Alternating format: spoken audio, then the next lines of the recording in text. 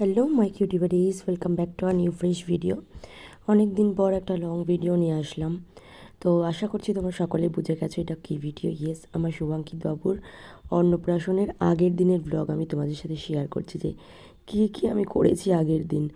তো সবটুকু তো শেয়ার করতে পারছি না, যতটুকু পারছি শেয়ার করছি। দেখো, এখানটায় আমার শুভাঙ্কিত বাবু বসবে, আর এই জায়গাটা ডেকোরেশনটা ঠিক এরকম ছিল। আর তোমাদের সকলকে অসংখ্য ধন্যবাদ আমার ভিডিওগুলোতে এতটা ভালোবাসা দেওয়ার জন্য।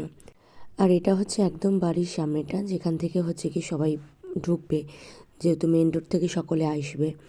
আর সামনে দুটো লাইটিং করা হয়েছে, ওটা রাত্রে দিয়ে যাবে বলেছে। আর ফাইনাল লুকটা অবশ্যই তোমাদের সাথে আমি শেয়ার করব। সময় কত তাড়াতাড়ি চলে যায়।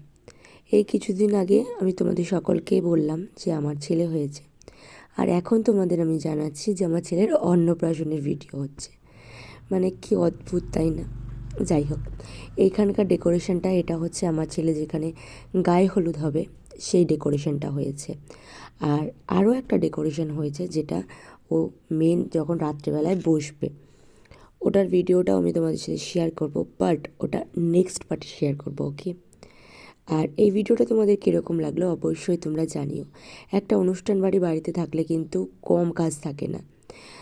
চলে গেছিলাম সন্ধেবেলায়, আমার দুষ্টুর কটা ব্যানার তৈরি করতে দিয়েছিলাম, সেই ব্যানারগুলো নিতে চলে গেছিলাম, আর নিতে গেছিলাম মেনু কার্ড। তাহলে বুঝতে পারছো কাজের কতটা চাপ রয়েছে। আসলে আমাদের বাড়িতে কাজ করার মানুষ তিনজন, আমি, আমার বাবা আর ও। আর মা হচ্ছে কি ঘরটা সামলায়, যেহেতু ঘরে একটা অনুষ্ঠান থাকলে ঘর পরিষ্কার করার একটা ব্যাপার থাকে। যাই হোক, চারজনে মিলে আমরা পুরো কাজটাকে খুব সুষ্ঠুভাবে সম্পন্ন করতে পেরেছি বড় মার আশীর্বাদে, এটাই আমার কাছে অনেক। আর এখানে মালা এনেছিলাম দুষ্টুর জন্য, টোপরও এনেছিলাম, সেটা নেক্সট পার্টে অবশ্যই তোমাদের সাথে শেয়ার করব। আজকের ভিডিওটা কিরম লাগলো